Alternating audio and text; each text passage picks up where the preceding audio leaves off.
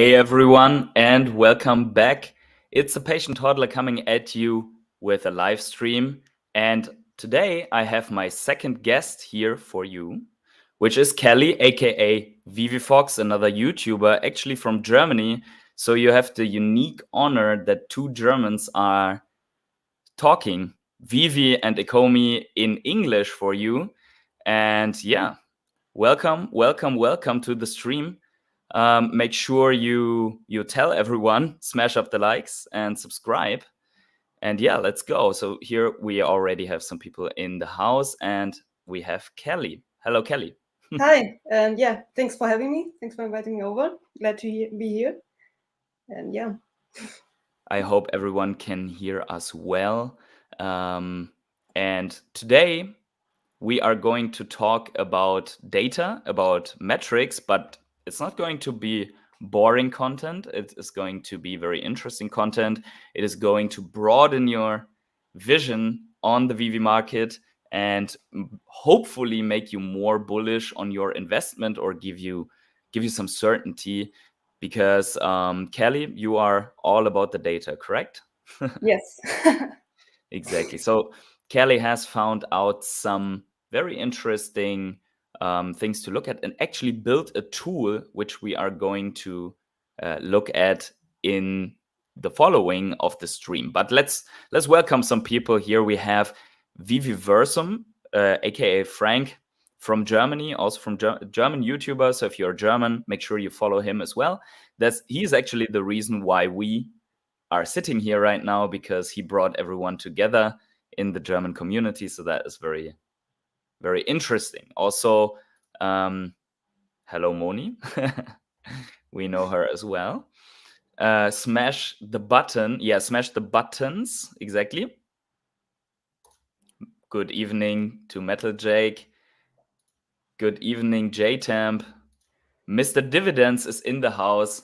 Welcome, welcome, welcome. So, yeah, let's start right off. And I have just put together some warm-up questions for Kelly. And yeah, let's just jump right into that. So let's try to answer them in one single sentence or in a couple of words. And my first question for you, Kelly, is OMI tokens or Veve collectibles? Hard one, but at the moment it's 50-50. Okay, so that's what you invested in, but where's your focus?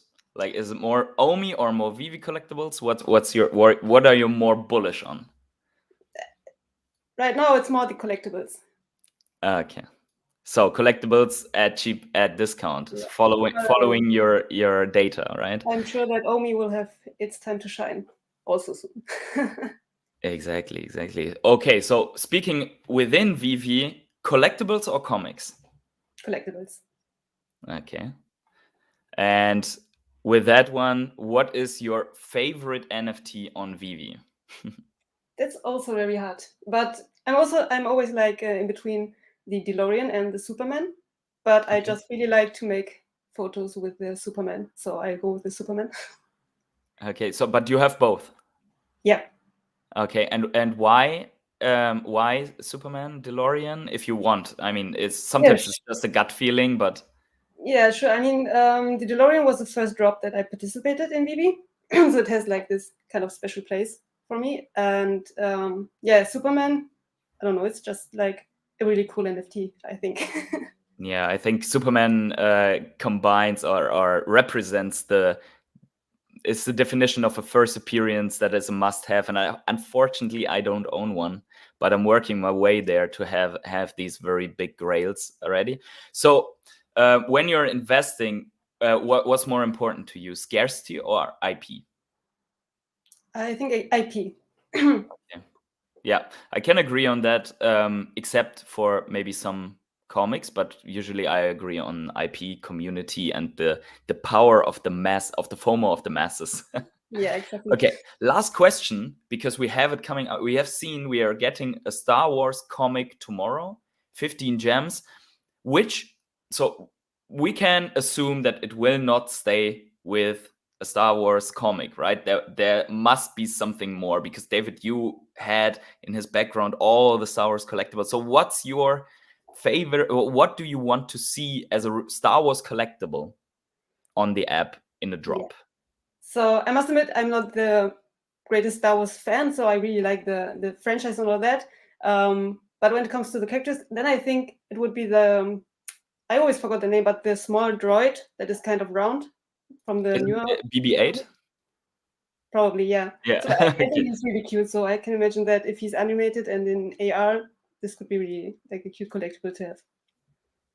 Okay. Yeah, that's great. So for me, I always said I want Darth Maul, double lightsaber, ultimate animated with some sick moves. And that's like, probably it would, if I don't get it on the drop, I will never own it, because that would be something where people spend a lot of money on. But everything's fine for me. The other one that I really want to see is Baby Yoda. I just think it's cool.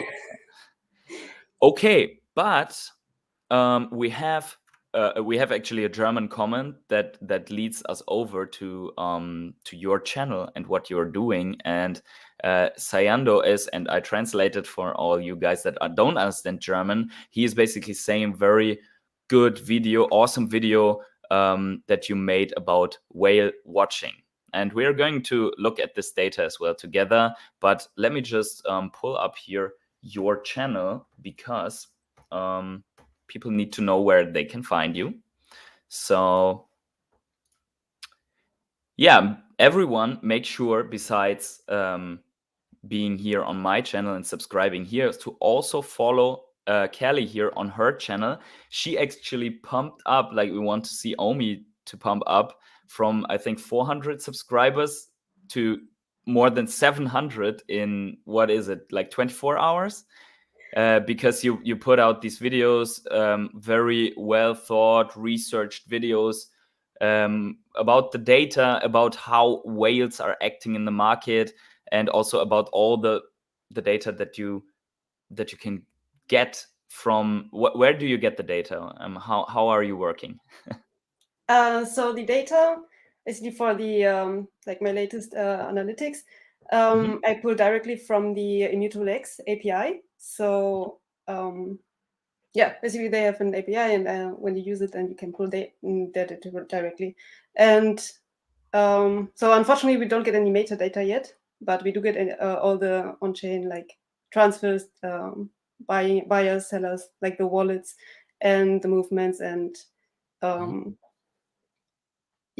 the drops and mints, of course. So it's really exciting data to like play around with. Yeah, I can see that. So you like your data, and just for probably just to translate that for everyone else. So API is basically where you can.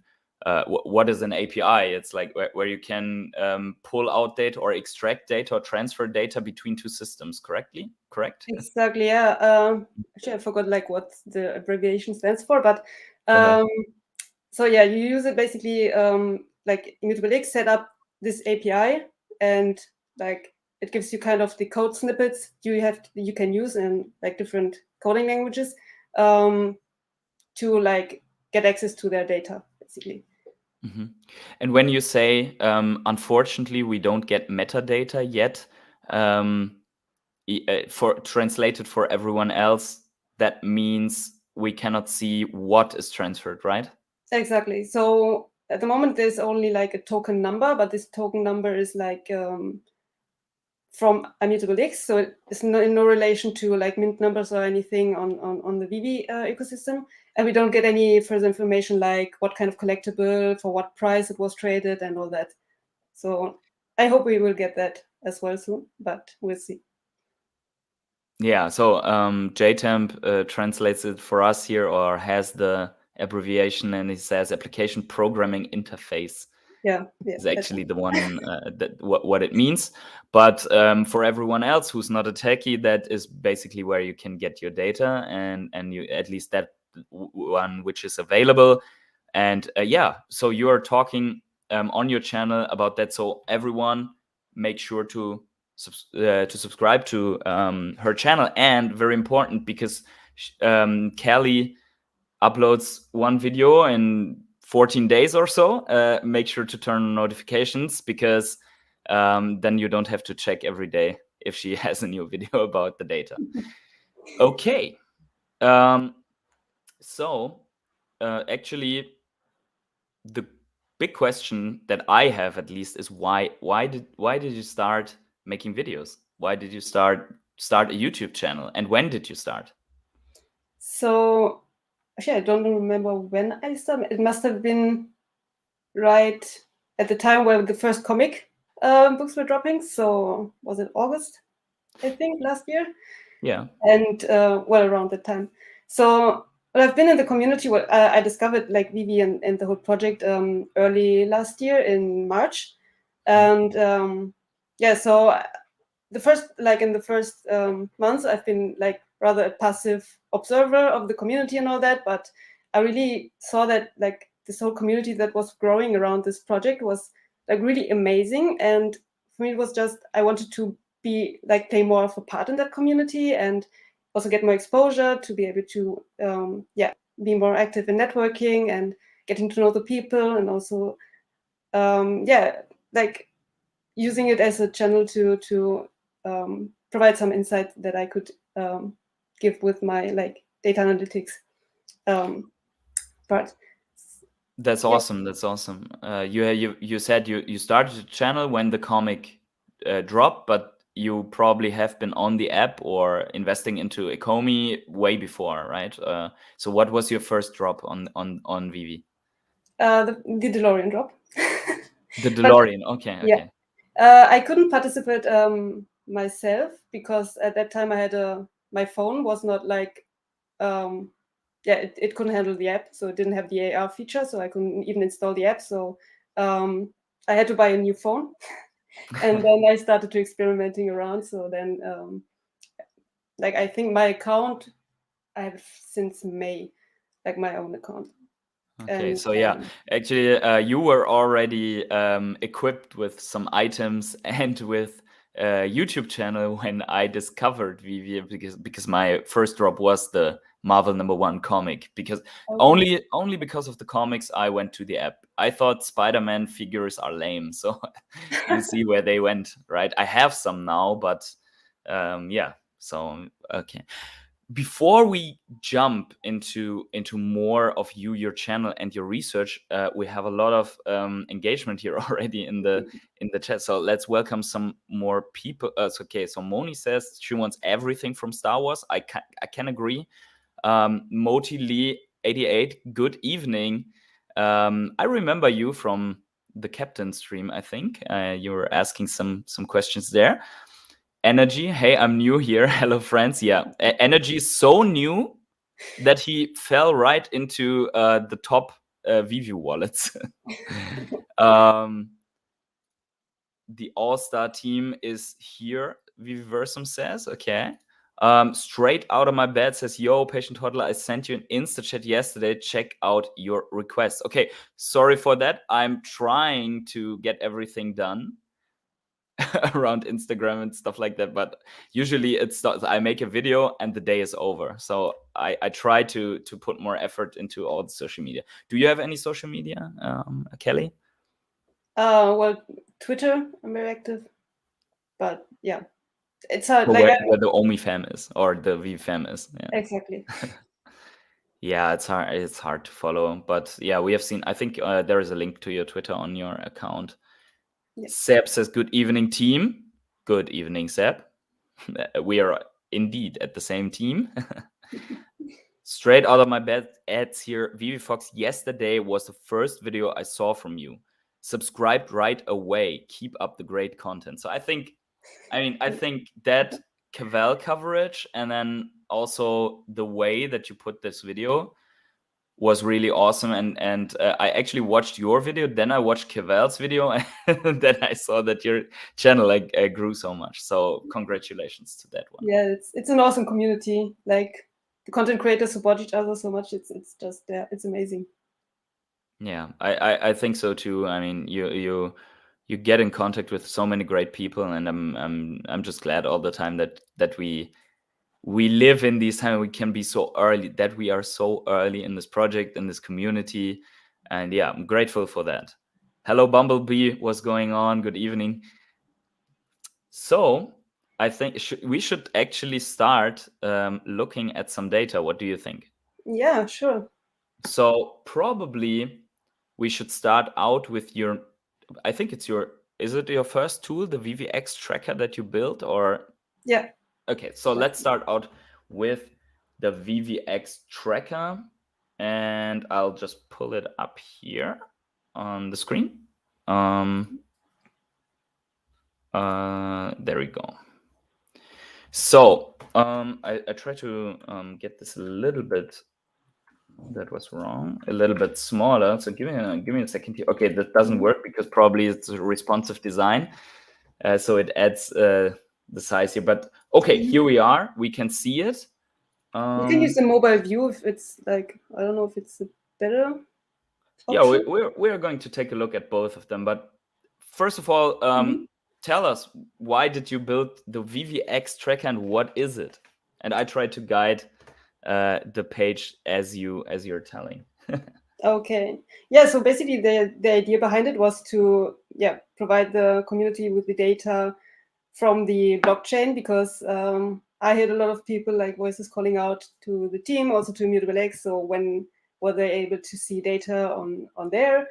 So I said, okay, we'll have a look at it, play around with the API and see if I can get something interesting out of it. And yeah, so that was the idea behind creating this dashboard, just like for a tool for the community to gain some more insights into what's happening on the app. Awesome. And we see here, okay, it says last update 2nd, so it's 1 day. Is it 1 day behind? Exactly, because I still have to like pull the data kind of manually. So it's, and I also like have it on a daily basis. So I have to also wait until the UTC day is finished to get the like full data for the day. So that's why I decided to have it like that. Okay, and then we can see here we get a dashboard which gives us some insight. So what exactly are we looking at here? Okay, so in the first 4 let's say numbers are the daily snapshot. So these are the numbers from yesterday, and we see the daily transfers. So these are all the unique transfers that happened on the secondary market or peer-to-peer. Like I mean, at the moment it's disabled to send over NFTs from one account to another, but this would be also included in these numbers. Then we have the daily unique buyers. I wrote unique because I basically track the unique wallets that made a sale or transferred a wallet out, so of the wallet. Because you can have a wallet that makes several purchases or several buys the same day. So that's why I count like the unique active wallets. One side is the buyers, and then we have on the other side the sellers. So this is a buying, basically every unique wallet, or every wallet that is, it's maybe not unique if I have 2 accounts, because at the moment I have KYC, I have 2 wallet addresses, and I do purchases on both phones. Then it's not. Okay, it's not unique. Yeah, it's not unique per person. It's a unique wallet. Yeah, because there's no way to track whether you like the wallet for one person. Okay, and this is what so these are the active wallets in 1 day's time, like from the 2nd of May, correct? Exactly. Yeah. Okay. So that is very interesting already, because basically we can, like, if we watch that or observe that, and I started looking at it every day now, because I think it's awesome, because you can see how many people are active in 1 day, and then in the other, is it more stable, or do we have an increase? And we get the data here as well, right? So is that a lot is an increase of 40% in buyers a lot compared to the other days? What do you think? I think, yeah, it was because the previous days we had was a bit more quiet in trading. I think if you go down to the trade volume, you can also see that. So yeah, But exactly, but we also see like the sellers went up almost 80%. Yeah. So kind of more concerning. But I think that usually happens when we have a drop day, because then afterwards a lot of people just there are a lot of flippers, and so that's also nice. You can like use the data to get a sentiment like of if there are more collectors or more flippers active, and yeah. Yeah, so this is very interesting because I love having a tool at hand, and that's why I'm so grateful that you built this one, because I mean, you see that data and you can draw conclusions from this. And I always say, whatever I analyze, when I analyze the brands that are coming to Veve and made my investment decision for OMI, I always say this is like astronomy when they are looking for exoplanets, because they're not I don't know if you know this or everyone knows this, but when they are looking for exoplanets in another solar system, you cannot see that with the naked eye, not even with the strongest telescopes. So they have to look at other things that are behaving in a certain way to say that there is an exoplanet. So you are looking for something that is, for example, a meteorite that is passing and then shifts the curve, so you can say, okay, there's an object with high gravity, and that's how I see the data as well that you're providing here, or that's how I see how the Veve team behaves. So I try to look at what happens and then try to derive those conclusions, like looking for the exoplanet, which would be either a big brand in the project, or here, for example, try to derive something from this. And as we can see, I mean, 80% more trades. What does it mean? Probably people, as you said, unique sellers are going up by almost 80%. So probably people are just throwing in some comics or whatever a way to get the 15 gems now, or they didn't know that yesterday, but they knew the drop was coming. So yeah, Exactly. awesome. So it's a nice analogy. I sorry? like it. that it was a nice analogy with the exoplanet. I like it. Thank you. I recycle that analogy every time I make a video about fundamentals, because I think it's like, it's with whatever thing you try to look at and try to get certainty. I mean, that there's not just one way to look at it. Obviously, you can try to find evidence for exactly that, or something that gives you the sentiment. More likely than not, that's the reason. And that's, I think your data can give us a lot of the certainty here. So let's go to the, what do you think? Let's go to the chart, and then we can put this in perspective. So here I can choose a time frame. Maybe you Exactly. I think now it's by default is 30 days. Then, but if you click there, then you can choose a time frame, like last 7 days, or even go back until the 1st of January. can. Or, Which yeah, was migrate more or less when they migrated, or? yeah, exactly. They migrated the end of December. I think they were finished early January. So that's I started to pull the data from January. So Okay, let's try. Let's go back to March, because I think we have some more perspective on how the number of transfers flattened out. What do you think, or what did you conclude from why does it look like this? yeah, definitely. Even if you like include February and January, but that's where we had like the what do you say, our top in activity on the app, and the prices were like moved. Yeah, basically you see that kind of went down. We also see like the days where they closed the market. I think they're in March. Yeah, here. Yeah. So there are 15 transfers, but I guess they were doing something internally there. So this was the gem exploit, if I'm not mistaken. Yeah.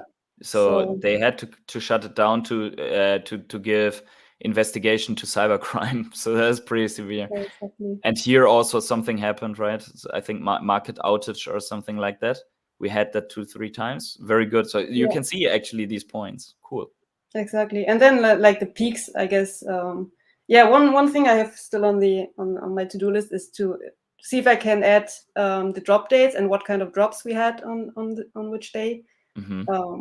So that would be interesting to see the correlation then, especially for which kind of drops we get these kind of spikes. And yeah. Well, as we can see, so when I look at it, I see these hype. What are those hype? This is after drop, and then all the bots going crazy with the sales, and because this didn't happen here anymore. Yeah, I think it was mainly also due to the drops, to the bots, because they were like flipping crazy and actually shuffling around the collectibles. I think because there's usually, I guess, like one main account that then collects all the items and all that. So, or I don't know, but I think a lot of this trade volume in the earlier months was due to the bot accounts. Well, yeah, it's great. We just have to put it in perspective, because if you look at it, you're almost wanting to see that as a chart or something. It's not. It's only volume. It doesn't matter if you sell something at a gem or 1,000 gems here. It's just one item that's being moved from one wallet to another by. Is that also if you get something from a drop? Is that also reflected No. in the volume? It's not in this volume, because on Immutable they distinguish between trades and mints. So this would only be like everything that's happened on the secondary market, basically, or peer-to-peer transfers. Okay. So you got a donation here, actually. Omi the Clown. And we are coming to that tool later on as well. For those who don't know, Omi the Clown built the Ecomi wiki here, and he says amazing work, Kelly. So yeah, thank you, Omi the Clown. And as this went to my channel, I'll once we have a real live YouTube meeting, I'll just pay you the cocktail that you can buy from that or whatever. So yeah, thank you, Omi the Clown, for Yes. for the donation here and the positive feedback. And we'll come to the Ecomi wiki a little bit later, because today is all about data and stuff like that. So we are going to look at this as well. Okay, but there's one more thing. I don't know how much are you looking also at data regarding the OMI token? Is that also something you're looking at, or are you more focused on the Veve app? At the moment, I've been focusing on the trading volume and trading data. I have to look at the OMI data as well. Yeah, there's a lot I want to do and play around with, but it's just a matter of getting time to do it.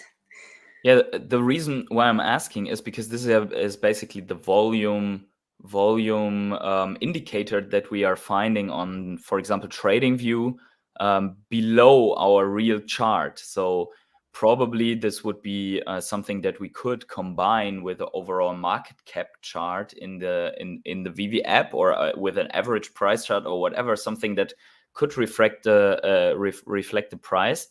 And what I find interesting is, I mean, everyone, since we are all since 3 months buying the dip, right? Yeah. I bought the dip so many times, like my credit card doesn't want anymore. But what is interesting to me is we know that usually before a huge reversal in crypto, volume is going away and then explodes, right? And what I mean, this is obviously, they killed the bots, so it wouldn't be as strong anymore. But I think this is very flat line. How do you see it? Yeah, it's basically, you see like it has a downward trending like line, so it's kind of drying up the volume, and yeah, you see the like little spikes are mainly like after drops, so that's when we get This the year, trading volume. this year But must be what is that? This is a comic. These are comic drops, right? Because we only had probably, some comic drops and the eye, Doctor Strange eye that nobody wants or something like that at the moment, we at see least. I think we had the art drop. I forgot the name of the artist. Oh yeah. But I think it didn't create such a spike because there were more limited editions. So, or people were holding on to it more. So that's what I say. It's Yeah. interesting to see like, Only a okay, couple of editions. They wouldn't reflect compared to 30,000 comics, and then also we had a comic with 10,000 only, true. So which was one that I did skip because I didn't know. I didn't do my research. So yeah, shouldn't have skipped that one. Okay, but awesome. So we can observe the volume on the app and draw some conclusions that people, it means also that a lot of people are sitting on what they already have because the drops are distributed to wallets. And if they are not appearing in the market or only being listed but not sold, it means that there's relatively low interaction going on the secondary market at the moment. Because I guess people, yeah, a lot of people are just not willing to sell at these prices, and a lot of people which are holding on now on the drops, they are speculating that they will be worth more in the future. So actually, it's a good sentiment if you see it that way. So yeah, I think most people can relate to that because I mean I'm not willing to sell a thing that I bought for 200 is worth 50 now. And also because of the fundamentals, we know that these things should be way more valuable right now, right? Exactly. Let's go further here into your tool because we have at least two more charts here. Active traders, and this is a chart that probably we should go a little bit lower in the time frame so that it's not too crowded. Let's just look at what do you think? Let's look at only from April. Okay, so here we also can see we dropped here in the beginning of April, and since then we are in a falling channel with the volume or going flat. But let's look at active traders. So maybe you can explain to us what we are seeing here with these two bars. Yeah, it's basically the same like in snapshot daily number, but here we have the evolution and the bars side by side, so you can compare like the buyers and sellers for each of the days. And yeah, normally it's interesting to see if we have more sellers or buyers in the market. I think if you even look into the if you include the March data where we still had the bots, that becomes really obvious that we had a lot of sellers in the market compared to the buyers, and now it's like kind of more balanced. Let's do that so that we really see what's happening. Okay. Yeah, so there you see.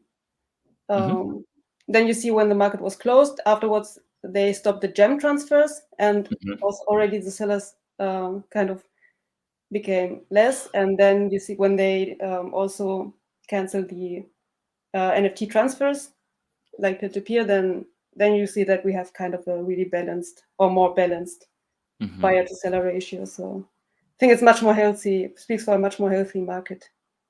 Absolutely. If I see these gigantic sell candles, I can only imagine that probably most of the drops in that time have gone to bots, and they just flooded the market. I mean, we remember when these huge walls of people without profile photo came up. Yeah. That's probably it, right? Yeah. 57,000 items sold. No, these are compared unique to now. sellers. So Sorry? these are unique wallets that sold an item.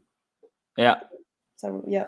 Yeah, so these are the wallets, not the items. Oh, exactly. okay. So I thought that's like in the other chart, but in the other chart, the We have volume the is items traded, right? items. Yeah. Yeah. Okay, so we have to be very, very careful with what we are seeing, and that's why I wanted to explain and show this to people, because I would, I would take a while to understand exactly what I'm seeing. But if this is wallets, I mean, that's 60,000 wallets that were selling at least one item, and now we have what, like 7,000. Here is a peak, 7,000. Here's a peak at 10,000. So that's 20% of what it was here at this crazy day. Awesome. So that, as you said, it speaks for a healthy market. What do you guys think? Let's see. JTM says, thank you for your great work. One question: why do you use decimals on the 4 tiles on the top? Yeah, actually, I think it's something. If your Google account is German, then it appears like that, and I wasn't able to modify that, because if you open it like from the English, if you're like your Google account is in English or in Spanish even, then it's abbreviated. It just shows like 17K, for example. I don't know why it's like in the German language they don't use it, like it doesn't get adapted to the abbreviation. Well, that's a good explanation. I wouldn't have answered that. That not because I don't want, but because I don't know. Okay, and then we get a third and last chart of the VVX tracker, and that's store purchases, and I think that also needs an explanation here.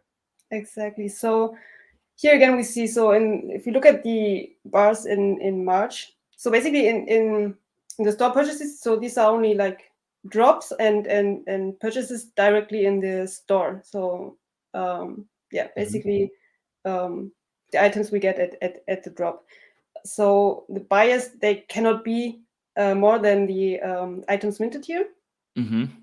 If they are less, that means that some like a wallet has gotten more than one item on drop. So this might be a rebound or whatever. So or might be a Fallen Sun comic where everyone got 5.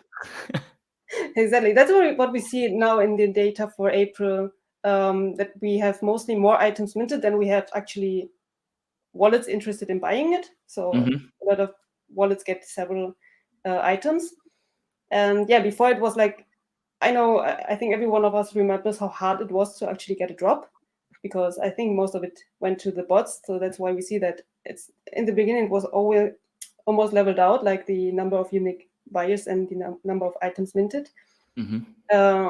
Only exception might be days where we had 2 drops on the same date, because then these number of items are like summed up, but you might have had the same wallets that went for these items. So if the blue buyer's bar is on half of what is minted, that probably means that it was absolutely possible everyone getting 2.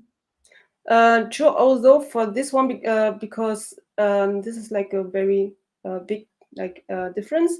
I think it was a day where we had 2 drops on that day. Okay. But yeah, normally if you look at the drop from yesterday, where we only had 1, like the comet drops, you see, because they're all 30,000. Yeah, you see that there we have a lot of wallets that got several or at least 2 mints. Yeah, actually, we see it here with this must be the Patrick Hughes drop, and we can see that it's very close. I think the items minted obviously are never as low as the ones that get it, because of the items that Veve holds back for the licensor and for themselves. Exactly. You sometimes see that if you look at, for example, right in the middle, I think it's the 29th of March, you see like a very little kind of bar. No, I think the 29th of March. Sorry, of March. Yeah, there we go. Yeah. The one left, one right. One right. Here we go. Well, okay. The other one, like in the middle of one of these, 2. or no, in the middle, one? right in the middle. This one.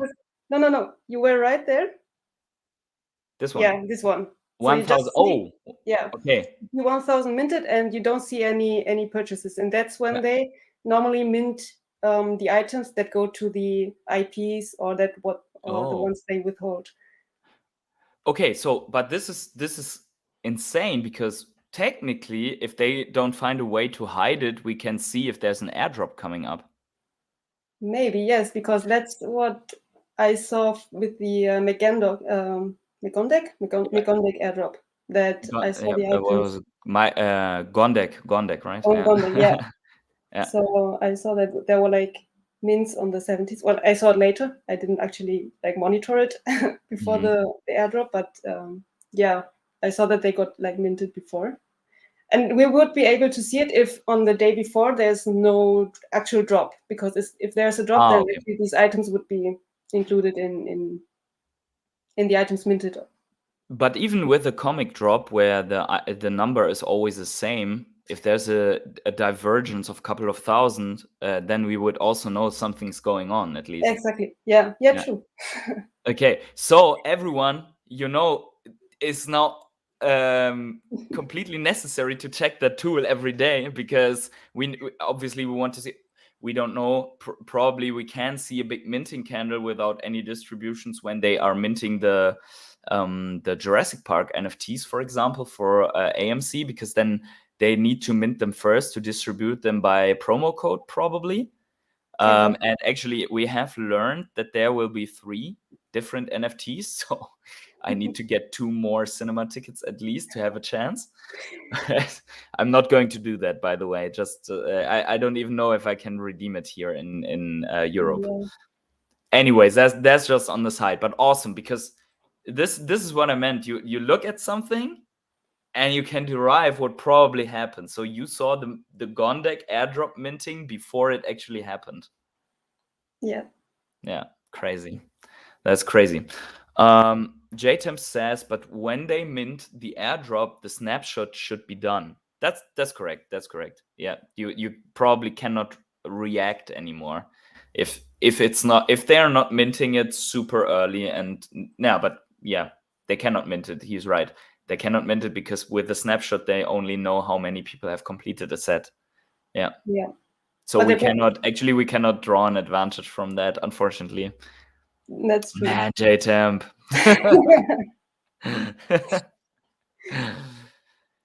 Well, great. And also here's the disclaimer. This dashboard is a side project by one person. That's you. Okay. And so, yeah, if you see something, this is not an official business site. Don't give Kelly a harsh time for that. Because this is free to use, but feel free to use it, I guess. And you have a mobile version, so you can check it on our way. I just clicked here right now. Yeah, so it's just if you open it on the mobile screen and don't want to go and zoom in, so this is just like a bit more compact version, but it's the same charts. So yeah, the same cool. information.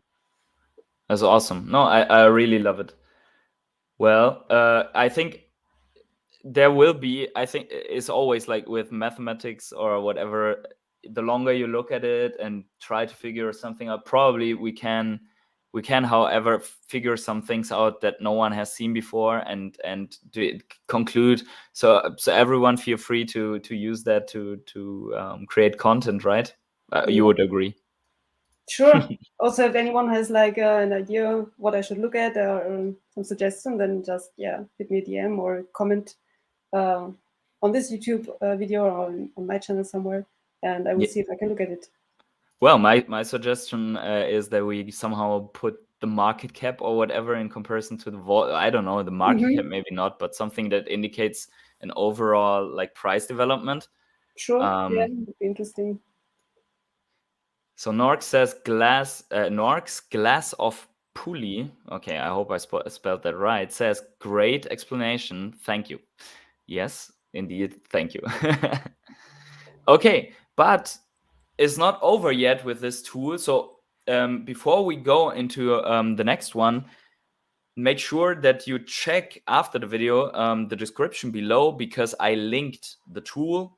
I will link, I think I haven't linked that yet, but the Excel sheet that we are looking at, I'm going to link there as well. And if not, you will find it in Kelly's video descriptions, these tools.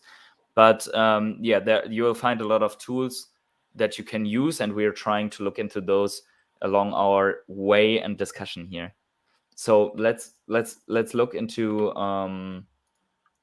the other thing that was the basis for your video yesterday. Or was it yesterday?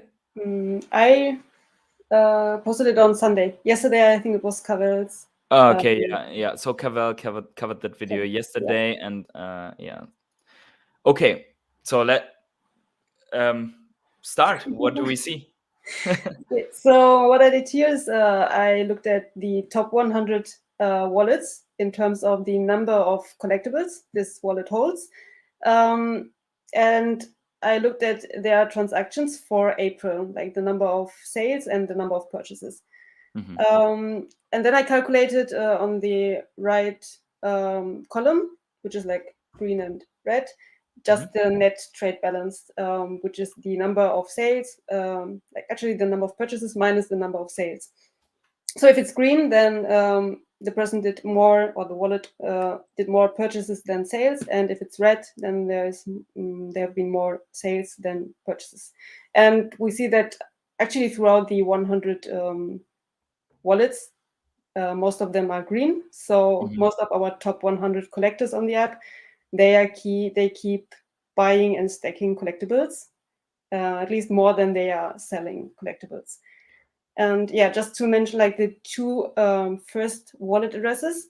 So the very first one, which has over 80,000 collectibles, it's the Veve wallet. So that's where they keep like all the items that they withhold from the drops. And it has a negative net trade balance because so they did some, in this case, it's not sales, but like they transferred collectibles out, which I think are the airdrops, because they mint them and then they transfer them to the other wallets. And then they made one purchase, which is kind of, I think they must have had like a test transfer out and in, maybe for the promo code or something. Yeah, I figured that. Yeah, absolutely right. And then the second one is probably the Burn wallet, because this wallet doesn't have any activity in terms of transfers. But if we look at the mints, which I didn't include in this list, but I checked it in the data, it actually had a lot of mints, and all the token numbers were like consecutive numbers. So, and that's an idea that came from Mr. Trade Wester on Twitter, that this is the Veve Burn wallet. So if you remember the Captain America drop, for example, after the drop, there was still like a lot of common Captain Americas left in the store, which is kind of unthinkable today. It's crazy, right? But yeah, so they at one time they decided to burn those left stock of common Captain Americas, and this is the wallet where these kind of burned NFTs go to. Awesome. So we can basically say that the first probably genuine whale is this wallet here with almost 11.5 thousand collectibles. Yeah. And again, we have to always keep in mind that this could be 3 gem comics that have been loaded up. Like we have you seen this guy at the Darkhawk comic that just put up a sell wall of, I don't know, 750 commons? Oh, wow. All at around 6 gems. So so he must have just sniped and bought below that, and he just put it all at once on the market. So exactly, these are like whales in terms of the number of collectibles, but we cannot infer from that the actual value of their portfolio. So there might be some whales with a super valuable portfolio, but they are not included in the top 100 wallets because maybe they are just stacking like the grails, grail collectibles. Your strategy, probably flying under the radar. I wish. Yeah, but so it's interesting to see. So we keep that in mind, and so let's look at it. So we have basically we have 2 super whales, as we can see here, and then we have let's see where it goes, because we have the what did you start the top? Okay, so you went to the top 100. So it's actually 99 wallets if we. No, it's 100 wallets. So 100 wallets and 98 or less wallets that are actual users. Exactly. Yeah. So in order to show up in Kelly's list, you have to own at least 1,250 collectibles. So you know what? I don't know. Energy should be close to coming into that list, right? Very close. Yeah. Yeah. Way to go for me. I need to buy 1,000 comics or so to get there. But I'm very far away. Like I'm in the bottom 100, I think. Yeah, but as you said, it's more. There could be people with, like, for example, if you pick Dr. Profit with 120 partner statues, you wouldn't show up here. Yet you would have one of the most valuable portfolios. Yeah, that's very probable. Yeah. Great. Yeah, thank you, Frank. Yes, of course, we have around 30 to 40 people fluctuating in here. So make sure you smash up the likes so everyone has the chance to get this video on his algorithm and subscribe to the channel. If you haven't yet, turn on notifications. You know the drill. And we are going to draw. Let's look a little bit more, because it's awesome to have such a list at hand. Let's look what's actually going on in the market. So we have between 1,250 and 11,000, and I would say everyone who has more than 1,000 collectibles at the moment needs to be considered as a serious collector, i.e. investor. So we can say, how do we can separate with your tool or with your Excel list the serious investors from the ones that are having less collectibles. I'm not saying that there are not other serious investors with 500 or so, but we can at least look at how the big ones are moving through the waters. And I think you drew the right conclusion in your video. I don't know. Do you want to say something first about this? Because I see some interesting things here. But yeah, sure. So my main conclusion was that the serious collectors, they just keep stacking, so they keep buying, and they're buying more than they are actually selling. So it doesn't look like they are trying to get rid of their portfolio because they lost faith or they don't believe in the project anymore, but like all the contrary. So we see that they wouldn't be stacking and buying if they didn't see the project like succeed in the long term, I think. Yeah. Okay, so as we can see here, I mean, this guy sold 16 for whatever reason, could be even a flip or so, and he accumulated 90, and this one 22 to 440 is, I mean, we see here the balance, and I mean, if we look in the top 25 or so, yeah, until almost the 30s, there are almost no people that really sold more than they bought, right? Yeah. So, and in my opinion, I don't know how you see it, but in my opinion, this could be either accumulating because they think this could be the bottom, or at least these are very good entry prices, or they could even rebalance their portfolio. So for example, if you have 150 partner statues, you sell 15 and then you buy up on things with higher total numbers, and because you want to make like a trade where you can then manipulate the price. So this could be also part of the strategy. Yeah, so because probably most of those wallets that have that much of collectibles, they have been with Veve for quite a while, I would assume. So they are probably up on most of the collectibles still. So that's why they would sell, yeah, as you said, maybe not a partner statue, but yeah, who knows? But any other like collectible, which they are still in profit with, and yeah, as you said, then switch and rebalance it into other collectibles or comics. Yeah, I mean, I always try to see it from the perspective, I want to do at least the things that I can do, and it's not everything, but I want to do the things like the whales do, because if I behave like a whale, maybe I'll become one in one day. Obviously, there's more than only flipping collectibles around, but at least I try to think we cannot manipulate the market with our normal budgets. Most of us cannot, but we can have low entries. And if we see that there are whales that are, I mean, we see that this guy and this guy, they didn't sell a single thing, so they didn't flip, they just accumulated. Maybe that's part of this one as well. And then there are some, this caught my eye, that haven't done any transactions. This one, 1, 2, 3, 4. I have a theory, but what do you think? Why is that happening? It could be still like restricted accounts that are still like under investigation or something. That was my theory.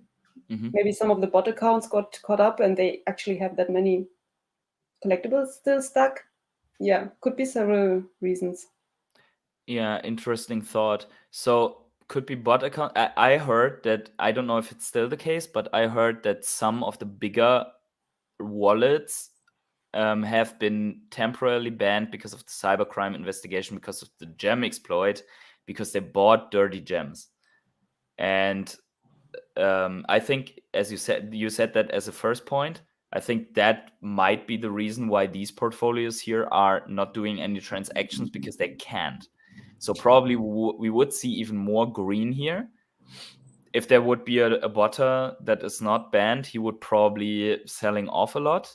Could be this one. This could be a reason, or this guy is just liquidating a huge. This could be the Dark Hawk comics. So who knows?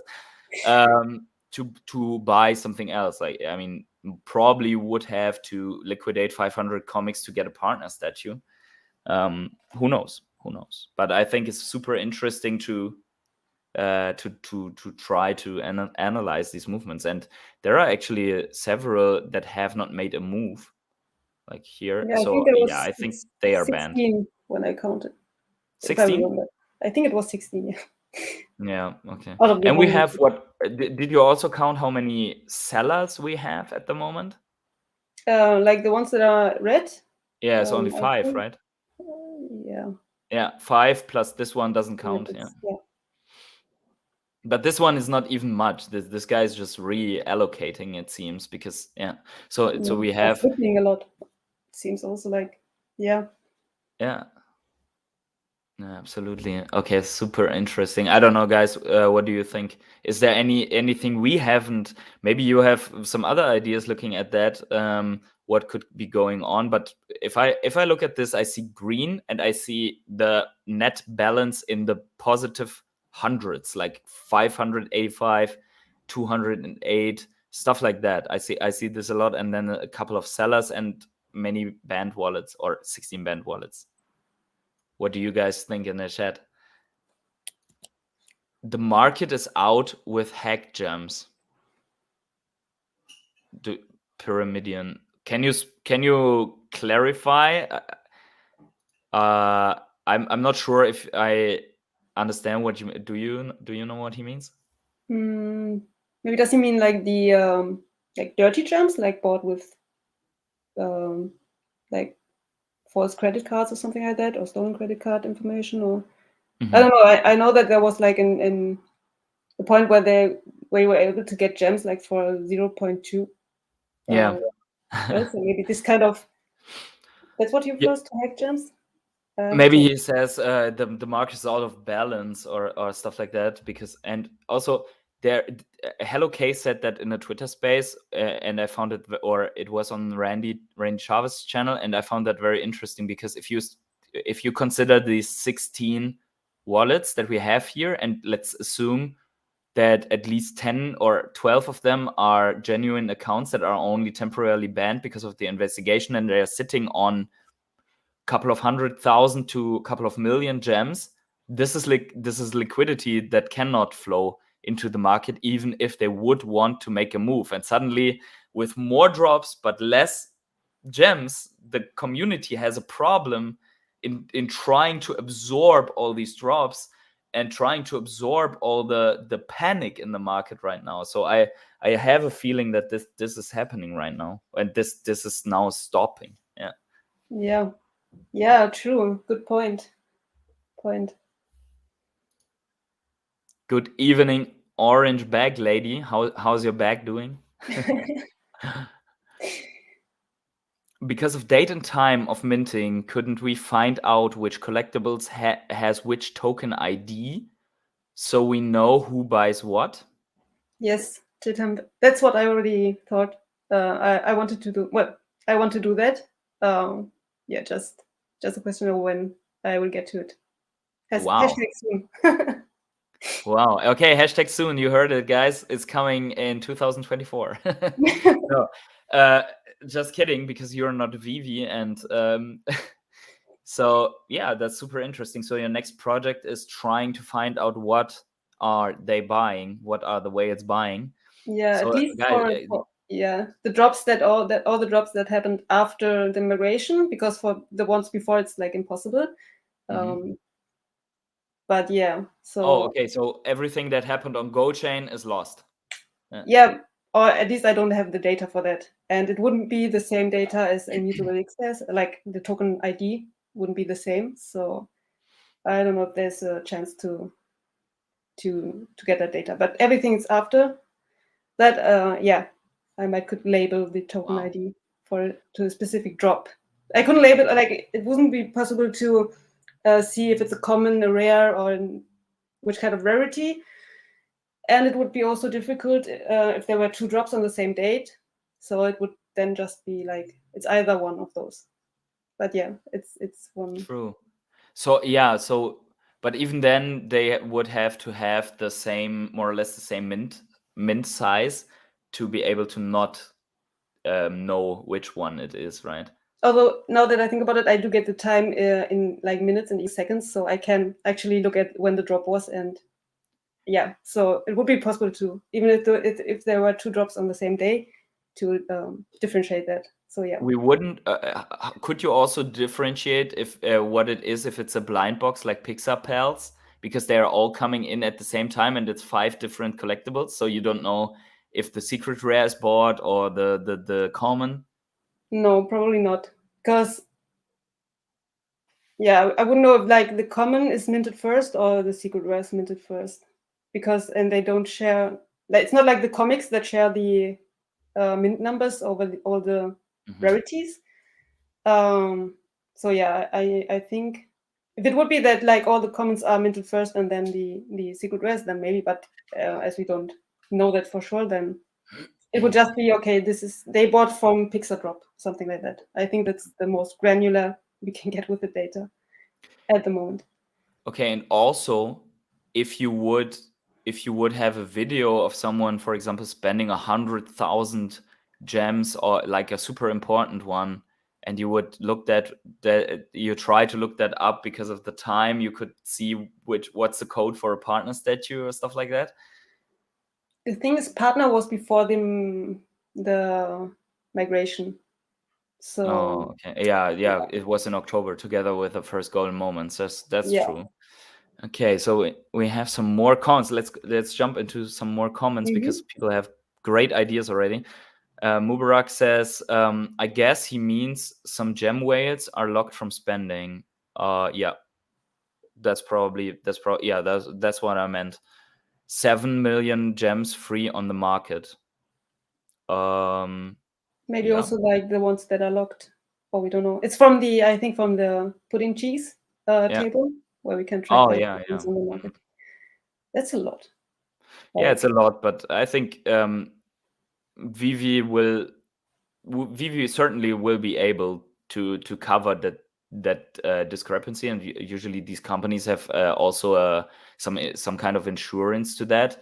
And if you see that what was that, like 1.5 million gems, that was only the Doctor Strange drop with the eye, if you count everything together. So yeah, you see you need a couple of drops to cover something like that, but right now Pyramidion is right, it's a lot of impact. Yeah. Also, some collectibles are frozen from being botted, I guess, or bought with dirty gems. Yeah, so that's another thing. The volume died probably down because a lot of collectibles are just cannot be traded anymore. That's right. Orange Bag Lady is a legend in the Veve community. I guess we agree on that. Golden Moments and FA Disney is the play. 100 Lightning McQueen will be a $500 piece. What do you think? I also think like there's nothing you could do wrong with FA Disney or Gold Moments, I guess. Well, Gold Moments, I'm pretty sure. Not sure about every FA Disney. I think it depends on the popularity of the character. But yeah, I think Disney is Disney. I mean, yeah, and FA and gigantic community plus Disney's metaverse play. So yeah, there's a lot of fundamentals going on. Definitely. Do you guys think we have reached the floor? Speaking for Omi and Veve. Difficult question. What do you think? What do you think? Well, I thought that 5 times already in the past. That must be the floor. I cannot imagine that Winnie Pooh is selling below 300 gems, and now it's 230. And now, usually when I think there must be one more, then it doesn't come anymore. So it's always, I think it's not so much a question of where exactly is the floor, because I mean, it's certain speaking on Veve, it's certainly not the floor. If they come out after tomorrow's comic drop and announce a big Star Wars drop, then this was certainly not the floor. Yeah. Yeah, the gem squeezes. Then we have a gem squeeze into a gem squeeze into a gem squeeze or something like that. Yeah. Yeah. Or And they tease us with some chili peppers on Twitter, and then we get. yeah, and then I can go wild with the speculations. No, but yeah, actually, so someone asked before, and I'm sorry for not having responded to that because we were into the data. But someone asked before if I believe or if we believe that there is more Star Wars coming than only this comic. What do you think? Do you think that's it, or do we get one more? No, I think this will be like a Star Wars month, like similar to the Marvel month we had when they dropped first Marvel stuff. They also started with like, I know they didn't start with a comic. They started with the Spider-Man, but yeah, we got like the whole month basically around Marvel, and I think it will be the same. Also from the few hints that David Yu dropped on Twitter and some comments here and there, and yeah, also I think in the description for the comic drop in the Medium article, it says like something in the celebration of Marvel month. So that's just my feeling. I think we will. Star Wars month, yeah. Yeah. Well, wow. Okay, so I didn't see that in the Medium article. I should read more and more closely. So we can see you're all about the details. But yes, regarding that, I think also that it's not done. And have you seen the tweet with this list of which specific Star Wars dates are in the month? And then David, you added just the comment, you forgot the Star Wars Celebration Day or something like that. Yes. So I meant a lot of boy, bread. oh boy, if these are all Star Wars dates, you can be certain the floor is not reached. Yeah. And then speaking for OMI, well, my personal theory is that we are in a gigantic Wyckoff accumulation. I've talked about this in several streams already. So if you Google that, you will find the Wyckoff pattern very similar to how Ecomi looks since the peak at 1.3 cents, and then collapsing down into a selling climax, and then having built this mountain and going back down. So until now, we are looking very similar to that in terms of Ecomi. And is the bottom in? I would say we are close to the bottom because we see people like John T. Plex making a move and buying 500 million Ecomi tokens over in this dip. So yeah, I think that if a whale does that, that's when I also want to at least DCA. So my strategy is always, I don't try to time the bottom anymore because as we can see, I'm super bad at it. But I DCA into it and try to lower my average so that when it pumps, I have better returns. So that's my not financial advice so nothing of this is ever financial advice here.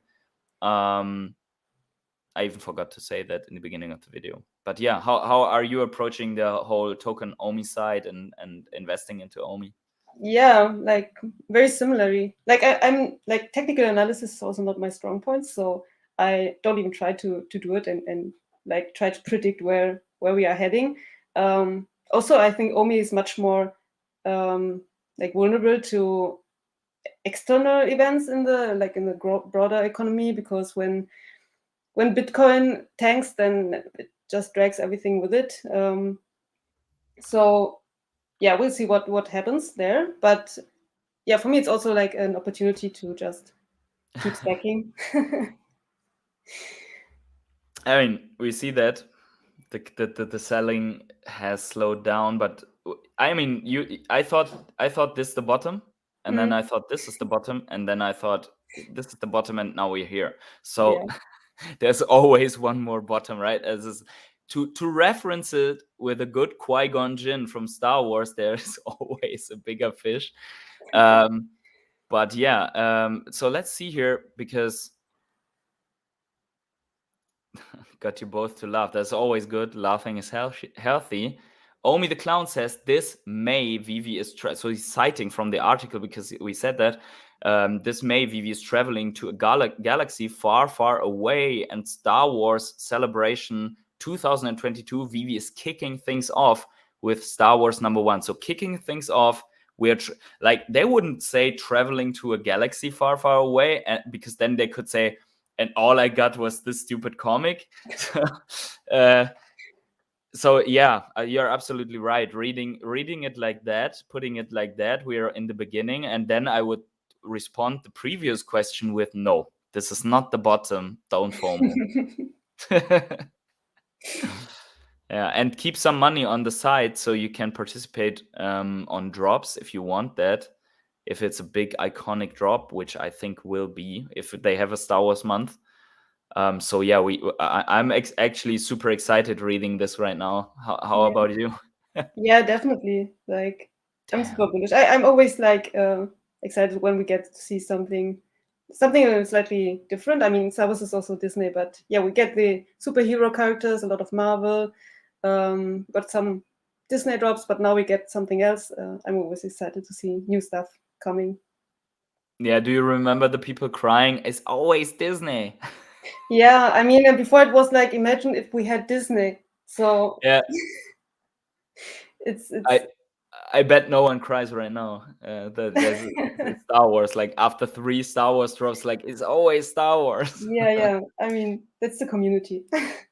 Yeah, but it's still the best community out there. So even though that there is this one very impatient community, and I get that. I mean, I'm having a hard time to control my FOMO, and I have written patient hodler on my name, so it's not always as patient as it seems. So it's really hard to.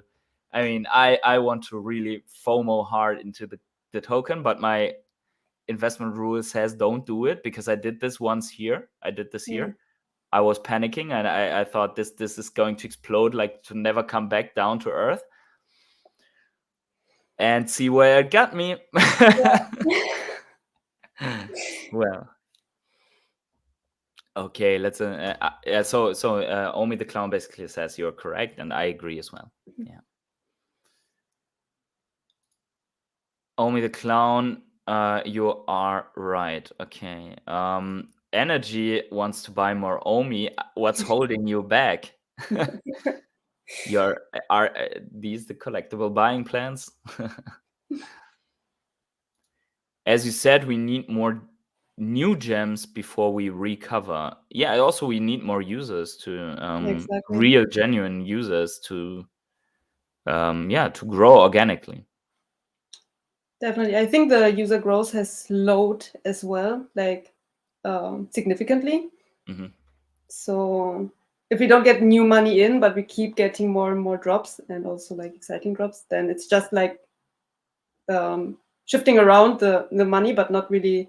You don't get to increase prices if you don't get new money in the system.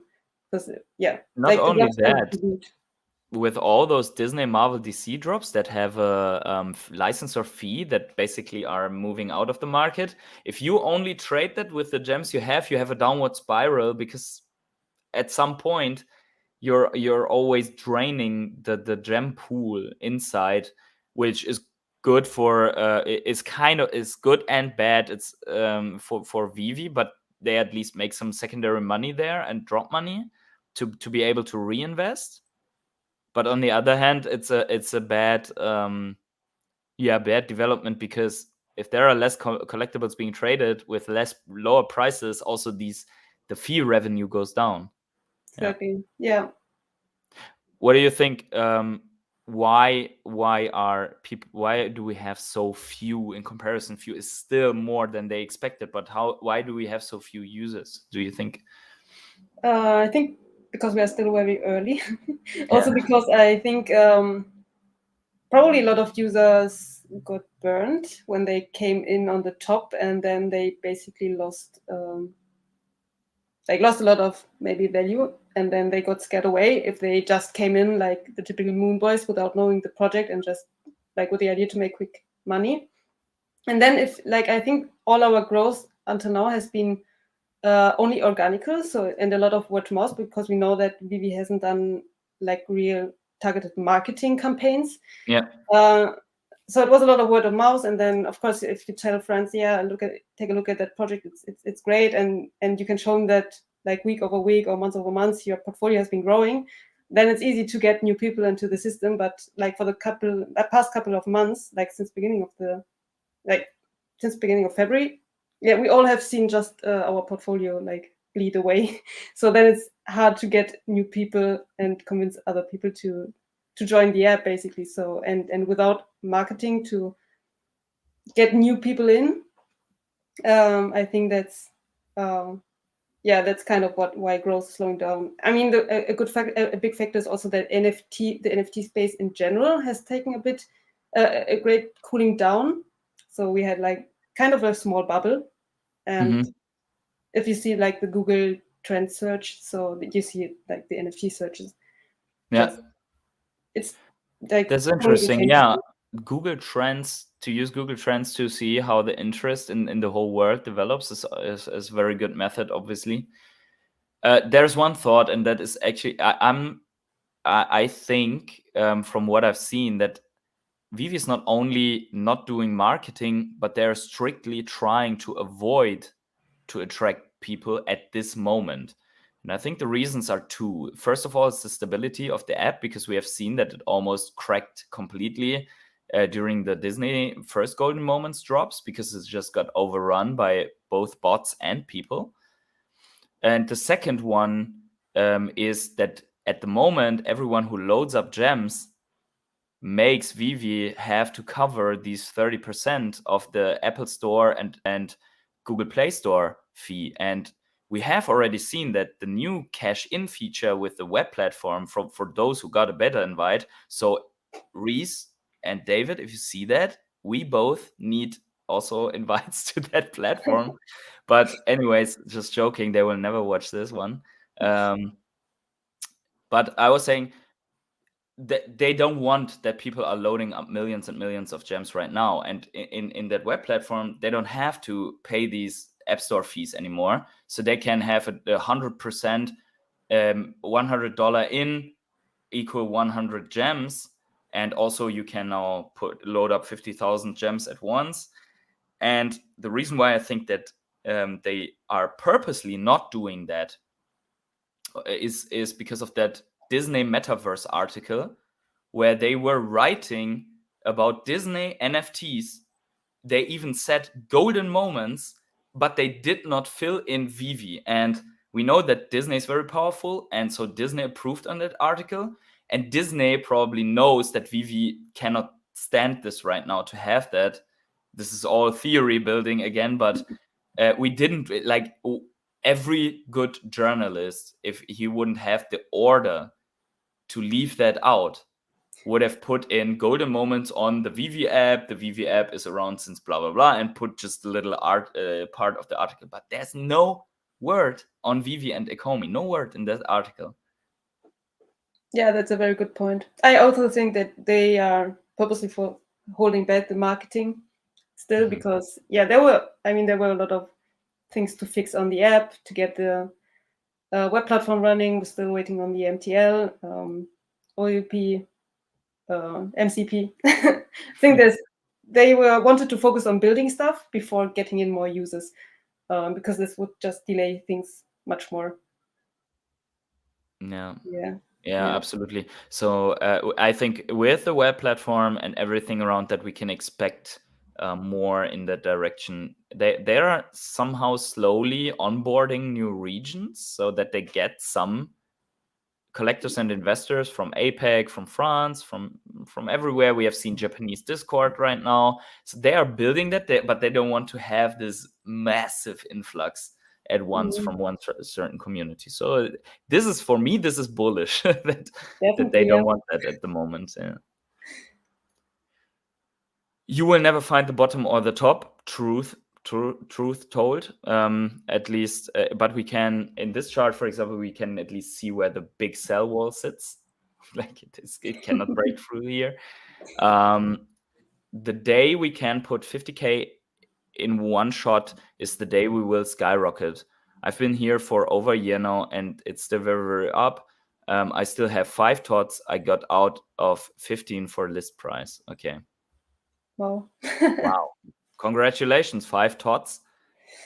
You're almost the TOT father, so it's another guy on the Veve fam. But yeah. Energy says, let's go, mighty Darth Vader. If that happens, I mean, no. if they drop Darth Vader as a full figure, people will go crazy. I think they wouldn't dare. Yeah, that would go against what we just said. End of year predictions. I'm getting asked that all the time, and I don't know. Do you have any prediction? No idea, really. Like in a year, a lot can happen, but we also saw last year that a lot can not happen. It really depends. Here it is. I like that one.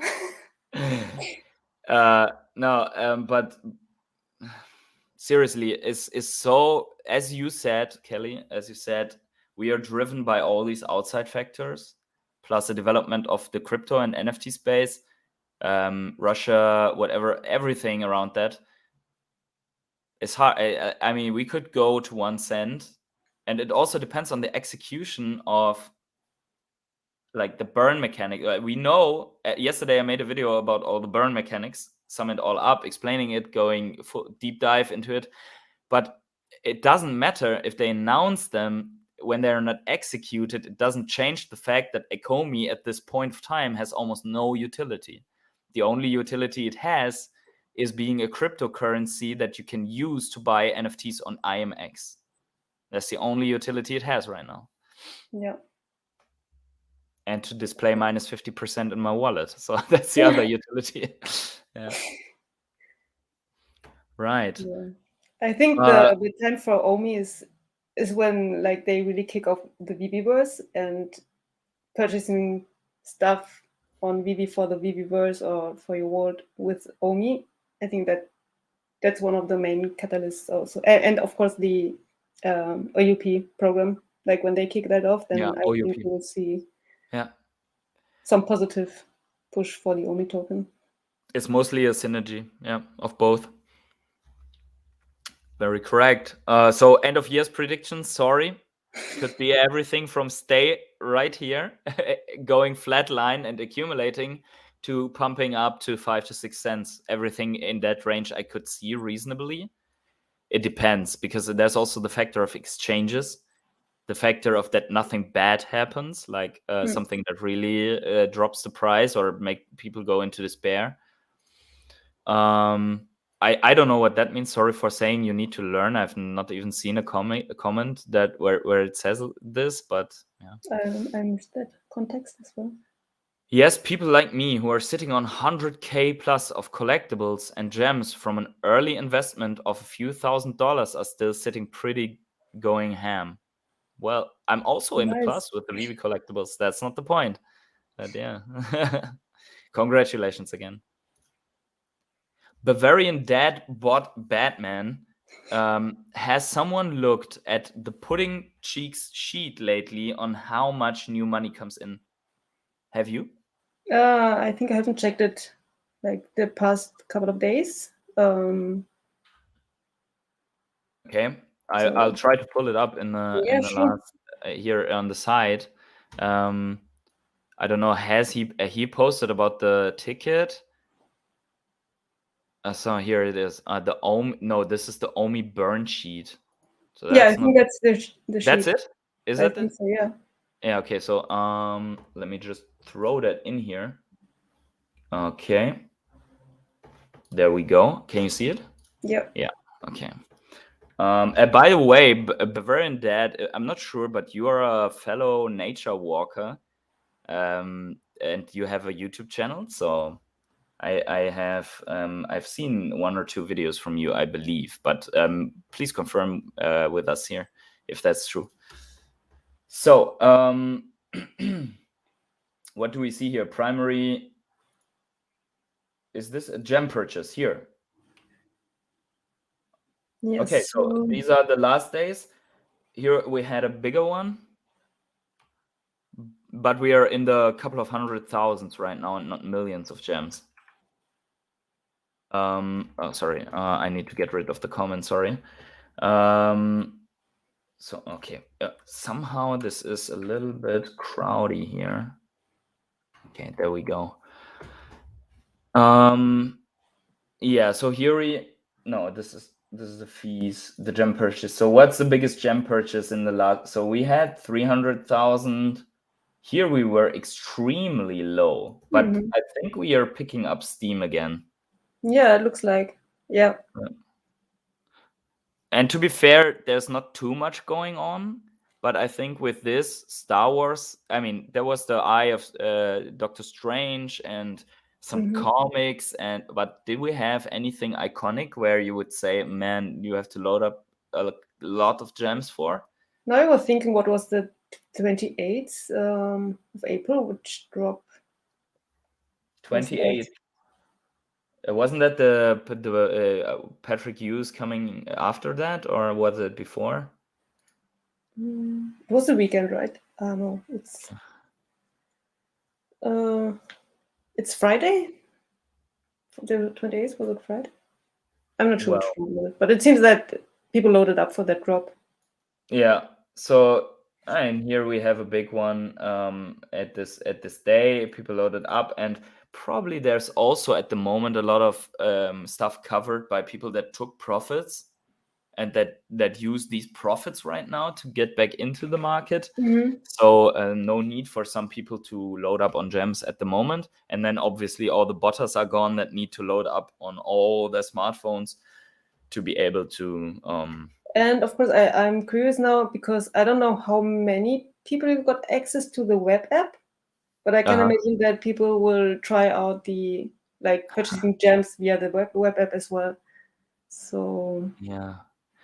So that's interesting, because at least if you're a fiat whale, then you can it's funny, but actually this exists, like people that are just having crazy amounts of money influx from their companies or stuff like that. So they can, I mean, I've said that in my videos a lot, but just imagine you want to load up 1 million gems. Like, you need to hire people that do the load up function on several phones for you, and then you still don't have it on one phone. Let's pass around one phone. Like, to upload 6,000 gems, you need 10 rounds of clicking the button all up to the 600 gems and execute and then go again. So 60,000 gems 100 times already hard, but now we need like 15 times this to get to 1 million. So this is impossible. It's basically impossible, because people that have that amount of money, they value time a lot, so they wouldn't do it. They just wouldn't care. Yeah. So that's why the web app is also like a huge, I think, feature. It's one of the biggest features that we could get because of this gem upload function, and the other one is obviously NFTs to OMI and OMI to NFT, when you just can convert your insane amounts of Ethereum from just selling 5 CryptoPunks to OMI and then ape into the market. Yeah, exactly. Yeah. Because I think Veve is still not on the radar for like the most of the ease whales, because it's just not interesting for them, like to get back to fiat and then into these NFTs. But very good hint, Bavarian Dad, and yeah, OMI and Veve is not on the radar of anyone. Even the bigger YouTubers have stopped making content about it for the moment, because they only create content about where the price action is going crazy. But this will come. I think next year or so, Veve will have its time, and Ecomi as well. So let's see. I just keep collecting sets. Let the chips fall where they may. It's also a good idea. I mean, you at least will accumulate a lot of MCP. Do you collect sets, Kelly? I try sometimes, but it's like I rather save my money for like a collectible that I really like or that I think is kind of valuable than trying to complete a set. Although I think it's a good strategy to focus on MCP points, definitely. I think that it will be a huge factor going forward once it's implemented. But then, of course, I always get discouraged when I see those accounts with over 1,000 like collectibles or even over like 500 collectibles, and I say, okay, how will I compete with them anyway? So yeah, it's always a going back and forth on sets. Well, that 1-for-1 competition would only be in a case of like a 1-for-1 Banksy drop or so. But I mean, you see it yourself. There are like, let's say there are 500 people that have more collectibles than us, or 1,000. Even then, a drop with let's say a couple of thousand edition sizes that is reserved for the drop raffle, you would still stand a very good chance, right? Yeah, I mean, we'll see. We didn't get so much information yet on like what is one raffle ticket worth, how many MCP points and all that. I mean, yeah, but Yeah, let's okay. see. But even then, is only for me, it's not competing with those weights that we see in your sheet, but it's more like getting ahead of all the others that I can at least outcompete. That's true. Yeah, that's a good point. Straight out of my bed says Medium article just came out. I looked at the Veve site and I don't see any Medium article, just the one 3 hours ago from the comic. Probably you mean that one. These are the times to buy, of course, but it's hard to DCA when you're already in. So for the cup and handle, bullish pattern back in Jan. Okay. Yeah, I mean, that's a rule. You always have to have money on the sideline, not financial advice, to be able to buy once more. And this is harder than really said. Kelly, you probably know that feeling as well when you just bought the dip and then you have to buy it again and there's no more funds, right? Yeah, I mean, definitely. I mean, I know it too good. Edition numbers, very interesting. Yeah, let's edition numbers of the Star Wars drop. Have you seen it, Kelly? it was like almost 45,000. Yeah. And the price was $15 instead of the $6.99. So it's interesting. I don't know. What do you think? Will that kind of make it less valuable? Do you think we will see it under retail, or do you think it doesn't matter because it's like the first Star Wars? Like, okay, not the very first Star Wars, because we do have R2D2 and CP3O, but yeah, I mean the first Star Wars comic on the blockchain. What do you think? Yeah, so for me, I think it will be hard, even though the edition sizes are quite high. We remember first Marvel comic was 60,000 editions, and at that time we had less users, and it was possible for people to get, with the right technique, they could get like more than 5, 6, 7 comics. But I let it roll through, and it was very slow, and I got 2 on that very first comic. For this one, I think the slightly higher price might make it so that everyone who participates regularly in the drops with the right technique will probably secure at least one, but more than one will be hard, I guess. Everyone will participate, and people have learned from the mistakes with the first Torch, with the Marvel's first comic, and I just can't imagine that they will do the same mistake again. So it will definitely not trade on the retail price, because like Wales will just buy it up as crazy. And yeah, so I would also never sell that piece. It's the first Star Wars comic on the blockchain. It's the first for comic collectors. That's crazy. Yeah, although I don't know. I heard it's not that valuable of a comic, like compared to the Marvel comic #1. Mhm. But yeah, I'm not really a comic expert. It would be interesting to see how the community reacts to this kind of new comic price and mint size. So yeah. Yeah, and I think patience is also a good advice here, because this in the beginning, when not everything is delivered and this drop is bigger than usual, so it will take a time to deliver.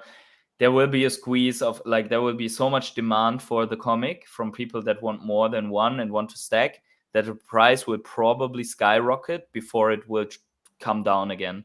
So if you see these super high prices, might be a good idea to just wait out. But well, not financial advice. Okay, I have to say that. I mean, yeah, who knows? I think we did not get the beta soon because they will test with dollar payment first. That might be the case. Yeah, has to do with MTL probably. Todd Father has 120, I think. Well, lucky him. Yeah, so Bavarian Dad confirms, just did it myself, 12M in April. Yes, true, both. Okay, so he is a YouTuber, has a YouTube channel, check it out. Check his channel out and support the early YouTubers. Hit the like, friends. Yes, almost like more than 50 people have already been here. So smash up the like, give that algorithm something to do, and we'll all benefit from that because people will find the videos and then they will find their way into the app. I need the website to buy gems. Apple's killing me in fees. True, and if you are in Europe like us, you're paying extra with the euro onto the gem that is $1. So yeah, we need that product to explode to offset these costs. Relax, Din Mook. Nice to have you guys. Nice to have you here with us. OMI is not the problem. OMI is already heavily oversold. It's a market and market manipulation. Probably true, yeah. More likely than not, that's true. Whale-dominated coin. We see that the whales are so dominant that they are even doing videos about it. So it's not even that absurd, because John's cryptotherapy, for example, he is doing technical analysis. He has more than 1 billion Bitcoin and he trades it. So if he sells 100 or 200 million OMI at one point, he can just break through a support line. Not that he does that, but from him we also know that Joseph Janik is also trading with OMI. So I think he's a former OMI founder. Yeah. Once all golden moments are dropped, it's off to the races. I would buy a partners now at all costs. Sell your car, your house, your kids. No, perform your own research. Don't FOMO. Don't sell kidneys or whatever. No. I mean, it's really tempting. I mean, definitely seeing like the gold moments and definitely the partners there too, that it has come down so much in price, and knowing where it has been and the potential. I mean, yeah, it's tempting. Yeah. Absolutely. Vitimon is in the house. Welcome back, Vitimon. Actually, Vitimon tries to win the medal of being on every live stream since the beginning of my live streams.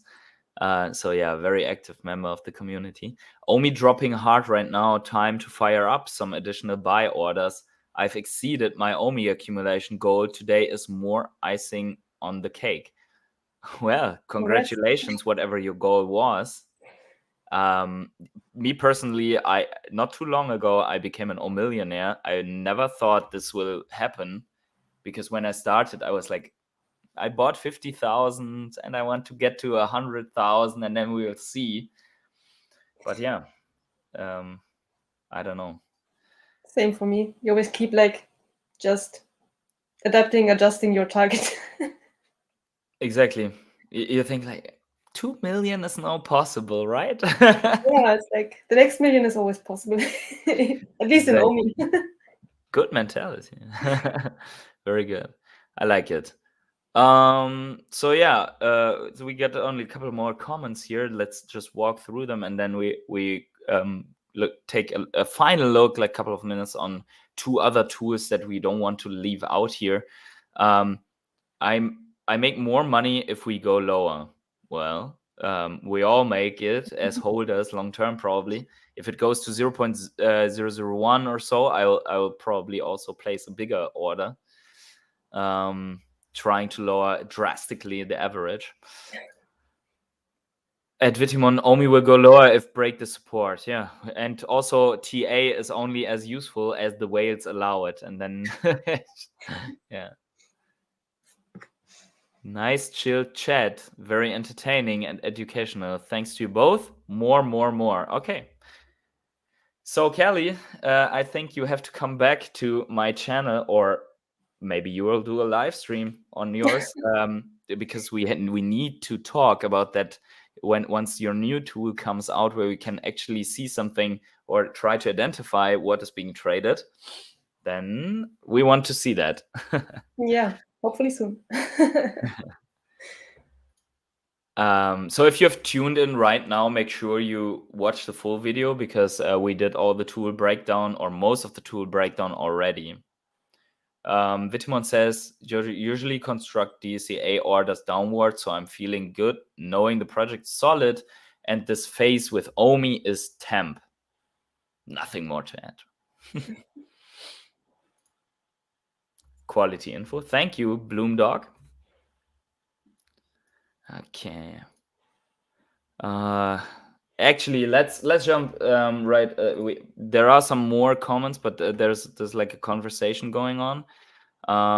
So I think we should just jump quickly to one of the other tools. I just try to get my monitor straight here. So I just wanted to show that quickly, because we were talking about all of the tools that you can use to identify the market sentiment that you are providing with your VVX tracker, and then also with your whale list. I don't know, are you planning to update that whale list from time to time, so when there's something going on, or I don't know? Yeah, definitely at least monthly. I will see if I get to update it more often. Yeah, but at least the goal is to have it monthly updated for now. Me personally, I would look at it weekly. Yeah, I know. But I know it's a lot of work for you. It's completely like community work. So yeah, many thanks for what you're doing. This is very helpful. Yeah, I'm glad it's useful and the community likes it, and yeah, thinks it's useful. So yeah, I mean, a lot of people are grateful. I think a lot of people are very interested in this, and we have so many tools coming from the community to piece the things together and to build a wholesome picture. And as I said, I will provide all the links in the description below, so you can access these tools and save it for you. It's highly recommended to perform your own research on those. And here's one that I really like, because no matter which focus you have, if it's buying a cheaper collectible, or getting something for master collector points, or maximizing them, this little tool is very, very interesting. I don't know how often they update, but it's at least daily. I think every hour. I don't know. Did you know that? I only learned from Corey and my last from Veve 3 about this one. Did you know that really? already? This Veve The setlist? Veve setlist? Oh yeah, it has been around for a while now. I think Yeah, it's but I didn't know it. No really one not. showed me. No one told me. So maybe there are some people here that don't know it as well. So I just wanted to pull that up here, and yeah. Yeah, no, super useful. Also, you can look at comics and collectibles on the top and see basically what kind of MCP points you get, and then sort by dollar by MCP. And yeah, it's one of the tools that I do like to look at once in a while when I think about maybe buying a set or not.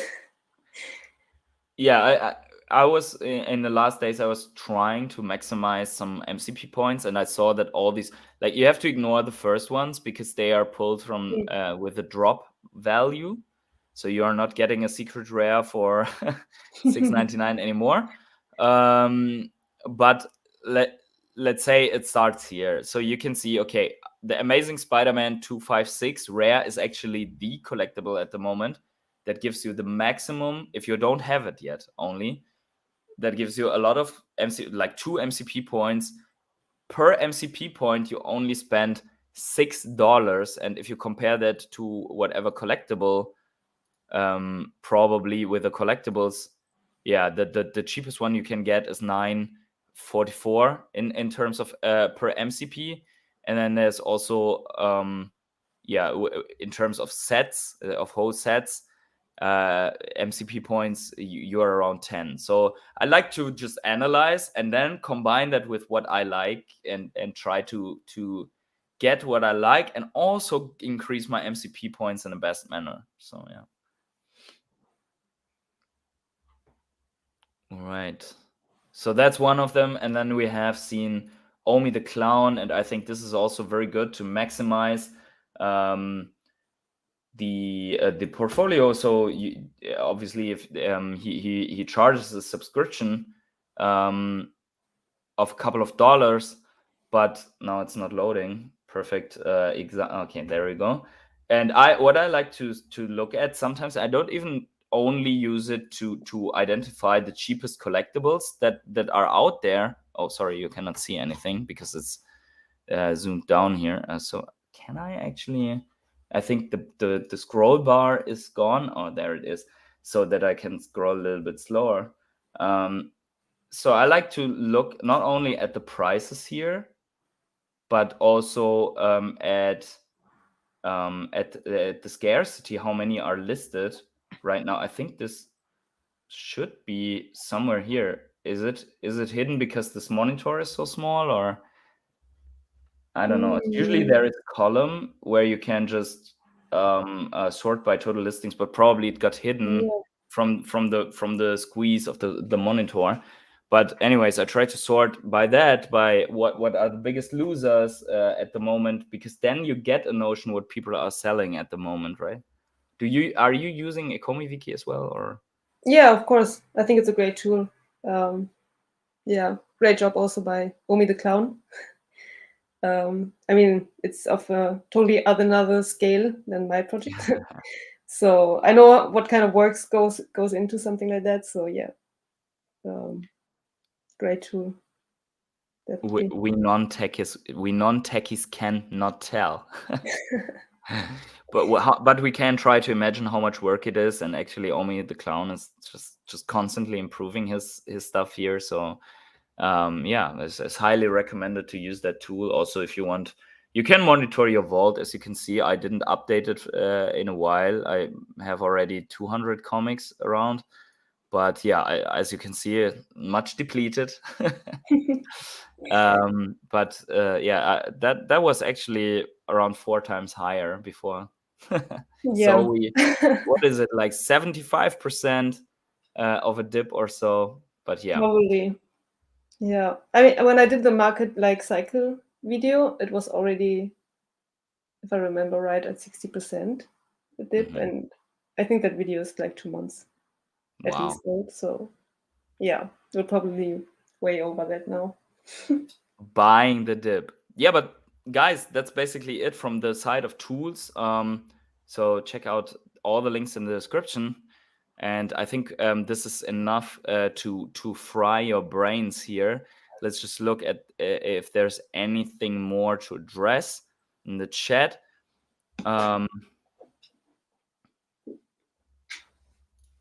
If Veve is successful, like we're all hoping, maybe it's a good closing statement. How many times on investment do you think it could reach? Wow. Depends on what you invested in, I would say. Also depends on like the time horizon. Yeah, exactly. Also, time is a factor. So, yeah, okay. So he said 2 years. Okay.